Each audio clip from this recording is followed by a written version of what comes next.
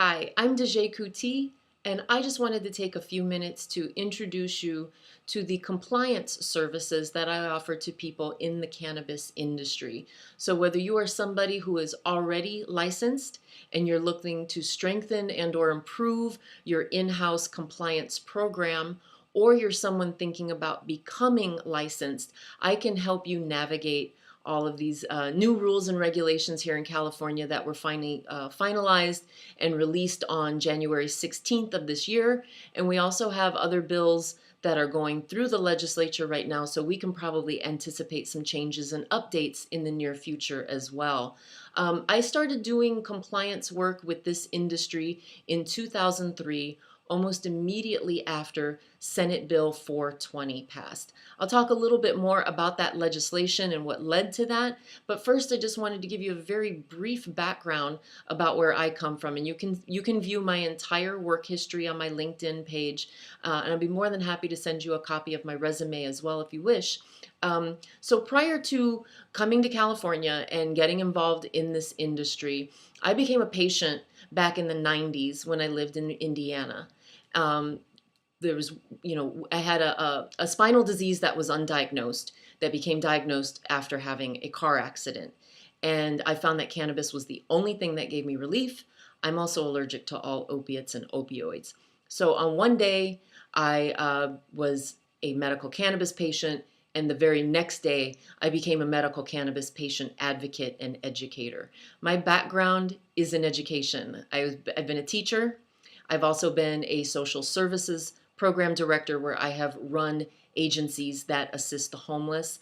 I have one of my degrees is in professional writing. So my entire career has been about education, compassion, and the pen being mightier than the sword. So after I became a medical cannabis patient and knowing, of course, what we know about federal law, etc., I got very involved on the education level with medical cannabis, at which point I caught the attention of the president of the board of directors of National Normal, who had his office and chapter in Indiana. Next thing I know, I'm serving on their board of directors as their education director. I'm producing educational materials. I'm conducting workshops, and we put on the first medical marijuana conference at Purdue University. So soon after all of that, I found myself relocating to California, where I was immediately hired by the state's largest dispensary to provide their social service programming, and hired by other cannabis organizations to provide education and training in the community. So over here to Senate Bill 420. So September of 2003, the California Senate and Assembly passed Senate Bill 420. We still don't know exactly who had to be in line where to get that number on that bill, but that's what happened. Now, the bill, if you recall this bill, it was mostly about establishing the ID card and establishing plant limits. The other thing that this bill did is it listed the Senate and Assembly listed items that they said that the state will do. It says the state of California shall do the following, and one of those followings was to enhance access to medical cannabis for patients through collective and cooperative cultivation projects. So for the first time, we heard the legislature use the words collectives and cooperatives. And all of a sudden, I had a flood of people in my office asking, how do I open one of these businesses? How do I open it? How do I operate it? How do we conduct it? How do we work within our local community? How do we get regulations passed? And so, in addition to working in the nonprofit realm, which I still do, providing education and advocacy for medical cannabis patients, I found myself giving very specific information to people who either were already in the space, maybe very underground in the space, or just wanting to enter the space. I don't even think at the time the words compliance were actually used because there weren't any regulations at the time. This was 2003. No city had passed regulations yet, and basically the industry was self-regulating. This was creating the rules for what would be a legitimate collective and cooperative. I would always tell people, if a jury had to see your operations today, the way you operate, look at your manuals, your paperwork, how you do intake, how you're conducting yourselves, the number of plants you have, all of that. If they could look at that and go, this looks like a legitimate medical cannabis organization, then I think we're doing it right. And I helped. Probably over the years, I've helped over 3,000 people in the industry since 2003. Some of them are never open. Some of them just wanted information. Many of them went on to become the cannabis businesses that we see today.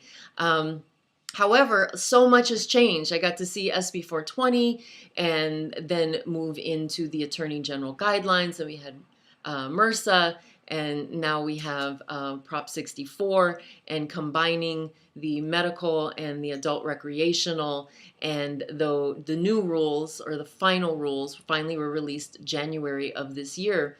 So currently what I see are a lot of people in this industry are very overwhelmed by all the rules that came on top of everybody all at once. All the packaging, all the labeling, all the testing, and all the track and trace.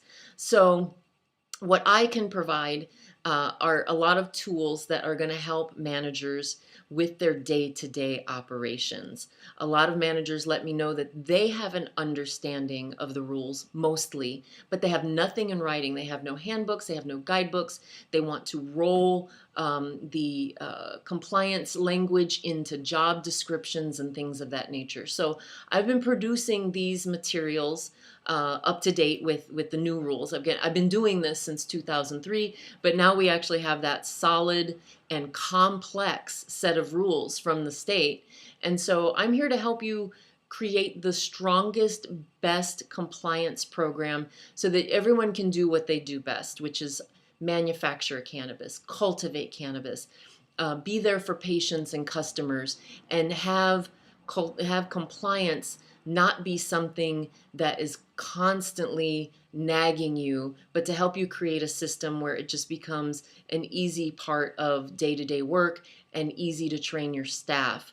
So if you have any questions, I really hope that you'll give me a call, and I can walk you through some things. All the services that I provide are tailored for your needs. There's no cookie cutter here. This is going to be specific to your licenses, your operations, your needs, your staffing, and what you want to do with your compliance program. So my contact information is here. I'll have more information in the description of this video below, and I look forward to serving you. Thank you so much for your time.